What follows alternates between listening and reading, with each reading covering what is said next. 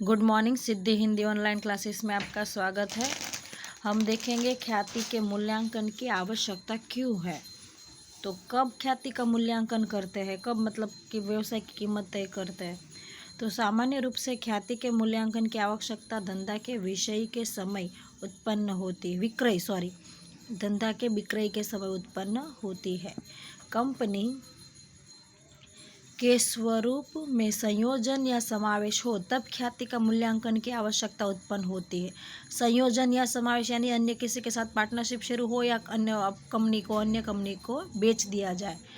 जबकि साझेदारी पीढ़ी के किस्से में निम्नलिखित संयोगों में ख्याति का मूल्यांकन आवश्यक है। यानी कंपनी स्वरूप में क्या होता है कि जब दो कंपनी साथ में मिलकर संयोजन हो जाती है, एक दूसरे पार्टनरशिपिंग शुरू कर देती है। और समावेश यानी कि कोई बड़ी कंपनी है तो एक छोटी कंपनी है, वो बड़ी कंपनी और छोटी कंपनी को खरीद लेती है और अपने अंदर उसका समावेश कर लेती है।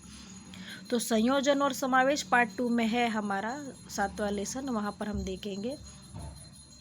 तो संयोजन और समावेश कंपनी स्वरूप में होता है, वैसा ही साझेदारी में भी होता है। कोई प्रवेश करेगा नया साझेदार, कोई एक साझेदार की निवृत्ति हो जाएगी या व्यवसाय बंद करना पड़े तो ख्याति में ये मुद्दों की आवश्यकता रहती है, मूल्यांकन की, उसकी कीमत निश्चित करने की। वर्तमान साझेदारों के लाभ हानि वितरण या बंटवारे का प्रमाण में परिवर्तन लाना। अभी सब साझेदार को 30% मिल रहा है, बराबर, और एक साझेदार को 10%। फिर उन लोगों को सबको लगता है कि नहीं, अब सबका हिस्सा समान करता है, सब काम सही समान रूप से करते हैं, तो सबको 25-25 हिस्सा। तो ये क्या किया, प्रमाण बदल दिया। 4 पार्टनर है तो 3 को 30-30-30 और एक को 10% मिल रहा था। अब सब ने देखा कि सबका काम समान हो गया है तो सबका हिस्सा बदलना है। या तो ऐसा भी होता है कई बार कि भाई एक साल के लिए मैं ज़्यादा प्रॉफिट कमाऊँ, मैं ज़्यादा लूँगा हिस्सा और तुम लोग कम लेना, ऐसा पहले से निश्चित करते एक साल के लिए। या कोई ज़्यादा काम करता है, समय ज़्यादा देता है तो उसका हिस्सा बड़ा होता है, फिर बाद में पता चलता है कि अब ये कार्य नहीं कर रहा है। तो कई बार ऐसे झगड़ा या कुछ भी बातें या कुछ भी ऐसा निश्चित होता है तो लाभ हानि का प्रमाण वो बदल लेते हैं। ये पार्ट 1 में पहले लेसन में हमने देख लिया है। ये यहाँ पर अनुपात बदलना, अनुपात किससे कहते हैं, लाभ हानि का अनुपात। और ये सब यहाँ पर आया था ना, लाभ हानि का प्रमाण 4 और 1 के प्रमाण में लाभ हानि बांटने वाले साझेदार है। तो ये 4 और 1 क्या है, लाभ हानि का अनुपात उसमें बांट रहे। फिर कुछ ऐसा होता है कि साझेदार आपस में बदलना चाहते हैं तो बदल लेते हैं। ये अनुपात बदलना, ये अनुपात क्या है वो पहले लेसन में सीख चुके हो। फिर उसमें बदलाव करके भी उसमें अलग अलग परिणाम बदल लेते हैं। तो ये अनुपात है। पहले 2-5-1 था, फिर 1 साल बाद सब साझेदार सोचते हैं चलो नया अनुपात बनाते, ये अनुपात पसंद नहीं है। या मैं व्यवसाय में पैसे की ज़रूरत है तो मैं अब दिलीप है वो बोलता है कि मैं व्यवसाय में पैसे की ज़रूरत है तो अब मैं घर से और ला रहा हूँ तो मेरा हिस्सा और बढ़ा दीजिए, मैं इन्वेस्टमेंट ज़्यादा करूँगा, मेरा हिस्सा ज़्यादा है। तो इस तरह से कई बार साझेदार बीच में से ज़्यादा पैसे लाते हैं, या कोई एक व्यक्ति है वो कार्य पहले करता था उससे कम करने लगता है तो उसका हिस्सा कम करना पड़ता है। ऐसे जब ये अनुपात जो होता है लाभ का बंटवारे का, वो अनुपात बदलना हो तब ख्याति निश्चित की जाती है। और जो लेसन मैंने चला लिया है चौथा, उसमें त्याग का और लाभ का प्रमाण और नया अनुपात और ये सब आप देख चुके हो कि भाई बदलना होता है तो पहले पुराना ये है, नया ये है, तो किस तरह से उनमें बदलाव आता है और किस तरह से कोई बदलाव आ गया। पहले इसका हिस्सा 1 था, अब इसका हिस्सा 3 हो गया, तो उसने क्या किया, त्याग किया है। कितना त्याग किया तो वो सवाल के द्वारा मिलता है। इसका हिस्सा 1 था, अब 2, तो उसने भी क्या किया है, तो कुछ त्याग नहीं किया क्योंकि उसका अनुपात 6 था। इस तरह से लाभ और त्याग और ये सब अनुपात बदलना और ये हम सीख चुके हैं लेसन 4 में। तो लेसन 1 और लेसन 4 में सब सीख चुके हो आप, तो अब ज़्यादा उसमें डीप में बता रही नहीं हूँ, फिर भी आपको समझा दिया। प्रवेश, व्यवसाय में कोई एक साझेदार नया आएगा तो भी लाभ हानि का अनुपात बदलना पड़ेगा। अब नया पार्टनर आया तो वो भी बोलेगा मुझे कुछ हिस्सा दे दो। तो प्रवेश, चौथे लेसन में देखा प्रवेश के समय, निवृत्ति के समय लाभ हानि का अनुपात बदल जाता है। तो लाभ हानि का अनुपात बदला मतलब ख्याति का मूल्य निश्चित करो।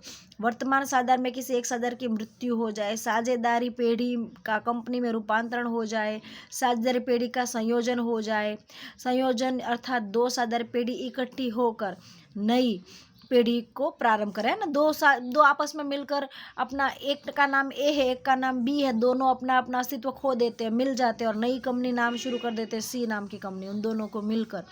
तो ये होता है, उसे कहते हैं संयोजन। तो कोई पेढ़ी है उसका संयोजन हो जाए या अन्य का साझेदार पेढ़ी है उसका कंपनी में रूपांतरण हो जाए, ये 6 कारणों की वजह से ख्याति का कीमत निश्चित तय करते हैं। ख्याति के मूल्यांकन की वैसे बहुत सारी पद्धति है, लेकिन 12वीं में आपको 4 पद्धति सीखनी है। इसमें औसत और भारित वाली पद्धति आप ये 11वीं में 5 छठी 7वीं 8वीं 9वीं 10वीं सब जगह ये सीख चुके हो। भारित वाली 11वीं में सीखे और औसत वाली पद्धति तो आप प्रतिशत निकालते हो या बचपन से ही सीखते आए हो, अभी भी प्रतिशत आप निकालते हो, औसत पद्धति ही है। छठी 7वीं में भी औसत पद्धति प्रतिशत ढूंढना आया ही था। तो ये दोनों पद्धति ईजी है और इन दोनों का उपयोग करके ये दोनों पद्धति होगी।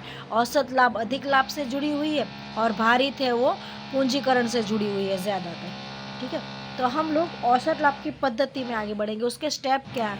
तो औसत लाभ में पहले औसत लाभ ढूंढो और उसको खरीदी के वर्ष के साथ गुणा करो। अब यहाँ पर औसत लाभ में देखो, लाभ है ना, पहले 2 लाख था, फिर 2,10,000 है, फिर लाभ 1,90,000, यानी यहाँ 2 लाख से बढ़कर 2,10,000 हुआ, फिर घट गया। लाभ हुआ है पर 2,10,000 की तुलना में कम हुआ, फिर बढ़ गया। तो क्रम में ये क्रमशः बढ़ा नहीं, एवरी ईयर अपग्रेड नहीं हुआ है। जब लाभ क्रमशः बढ़ रहा है ना, क्रमशः बढ़े तो भारित पद्धति का उपयोग करना है, और उतार चढ़ाव हो तो कौन सी पद्धति? औसत लाभ वाली पद्धति। 2 पद्धति है, एक भारित और यहाँ पर देखो लाभ फिर कौन सा, मतलब ये माइनस मतलब हानि हुई है, तो ये हानि हुई है, तो लाभ हानि और लाभ, तो क्रमशः लाभ नहीं हुआ है और बढ़ा भी नहीं, तो ये भी भारी कौन सी पद्धति? औसत पद्धति। लेकिन यहाँ पर देखो 40 से बढ़कर 50, 50 से बढ़कर 60, 60 से बढ़कर 70, क्रमशः जब लाभ बढ़ रहा हो तो भारित पद्धति।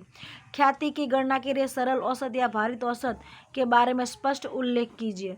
बराबर, ख्याति की गणना में आपको स्पष्ट उल्लेख करना है, आप जब लिख रहे हो तब कि भाई मैं भारित पद्धति से सवाल गिन रहा हूँ या ख्याति ये औसत लाभ की पद्धति से लाभ गिन रहा हूँ। यहाँ पर प्रति वर्ष लाभ बढ़ता है, अर्थात लाभ में वृद्धि को देखने को मिलता है। भविष्य में लाभ में वृद्धि होगी ऐसा अनुमान कर सकते हैं। मूल्यांकन के ऐसे संयोगों में मूल्यांकन के लिए भारित लाभ वाली पद्धति का उपयोग अधिक योग्य माना जाता है। जब क्रमशः लाभ बढ़ता है तब भारित पद्धति का उपयोग, हाँ परीक्षा में आपको स्पष्ट बोल दे ऐसा सवाल और बोले कि आप अपनी अच्छी पद्धति का उपयोग करें तो भारित का करना है, लेकिन आपको स्पष्ट कहे कि यही सवाल दे और आपको बोले कि इसमें औसत का उपयोग करो, तो आपको कहा गया है तो आपको औसत का उपयोग करना है। पर कुछ ना कहे और आपको बोले कि आप अपनी मर्जी से योग्य पद्धति चुन लो, तो आप बताओ इसमें कौन सी पद्धति होनी चाहिए? क्रमशः बढ़ रहा है तो भारित, पर स्पष्ट बोले कि इसमें आप सरल से ही गिनो तो आप सरल से गिनो, आपको कहा है तो फिर आप अपनी मर्जी से ही क्यों चलाओ? आपको परीक्षा में ये बोला है कि सरल पद्धति का उपयोग करो, तो आपको फिर अपना दिमाग नहीं चलाना है, आपको चुपचाप सरल पद्धति से सवाल गिन लेना है। जहाँ पर आपको कहा जाए वहीं पर आपको अपना दिमाग चलाना है, आपको कहा जाए कि आप योग्य पद्धति का उपयोग करें तो ही करना है। अब यहाँ पर देखिए 80 में से 1,20,000, 1,20,000 में से 1,40,000, 1,40,000 में से 60 और 170, यहाँ पर आपको बोले योग्य पद्धति तो कौन सी आएगी? भारित। ठीक है, फिर यहाँ पर आप देखिए 1,30,000, 1,10,000, 1,10,000 क्रमशः नहीं बढ़ा है, तो यहाँ पर कौन सी पद्धति योग्य होगी? सरल। ठीक है, तो अब हम सरल पद्धति में आगे बढ़ते हैं। मैं सरल पद्धति का आपको एक सवाल करवा देती हूँ आज।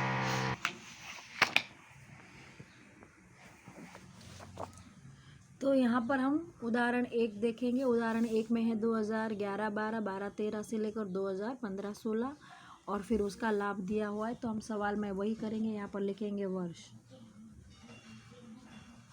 क्या दिए हैं? 2011 से 12, 2012 से 13, 2013 से 14, 2014 से 15, 2015 से 16। फिर लाभ दिया है तो यहाँ पर हम लिखेंगे लाभ दिया हुआ है 2 लाख,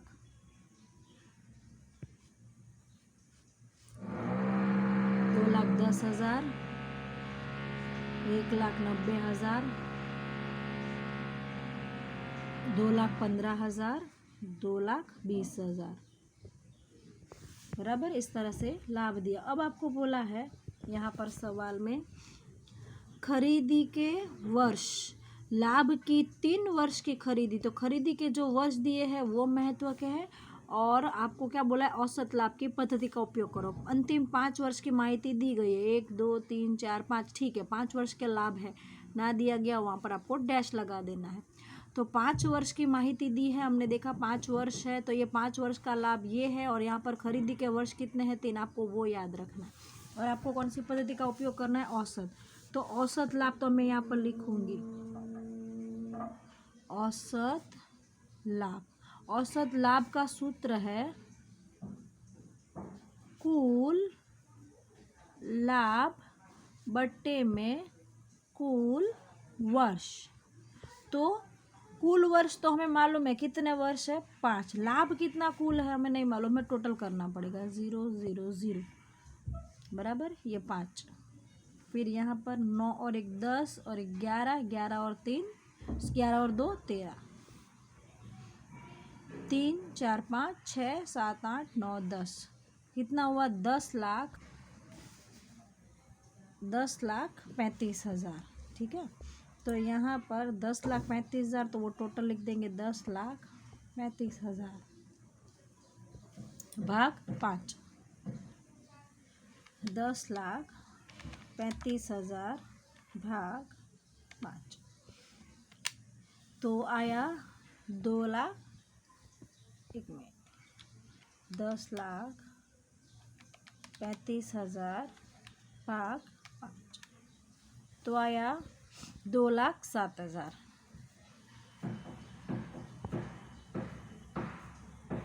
बराबर। तो 2,07,000 क्या मिला, औसत लाभ। अब खरीदी, अब ख्याति डायरेक्ट मिलेगी, ख्याति बराबर औसत लाभ गुणा खरीदी के वर्ष। तो मैं शुरुआत में मैंने आपको बोला था हमें खरीदी के वर्ष याद रखना है। औसत लाभ है 2,07,000, खरीदी के वर्ष कितने दिए थे सवाल में, 3। खरीदी के वर्ष सवाल में 3 थे, 3 वर्ष की खरीदी, तो 3 वर्ष थे, ठीक है। 0 0 0, 7 या 21 और 3 दूनी 6, यानी हुए 6,21,000। ये क्या मिली, ख्याति की कीमत। देखो इतना सरल एक सवाल है। और भारित, सरल लाभ और भारित दोनों इजी है। फिर उसके आगे है अधिक लाभ और पूंजीकृत लाभ, वो थोड़ा सा उसमें 2 सूत्र ऐड हो रहे हैं, थोड़ा सा आगे है अपग्रेड, ठीक है। तो आज सिर्फ एक ही सूत्र तक हम रहेंगे, औसत लाभ। इसके जैसा स्वाध्याय में एक सवाल है पहला ही, वो आपको करना है।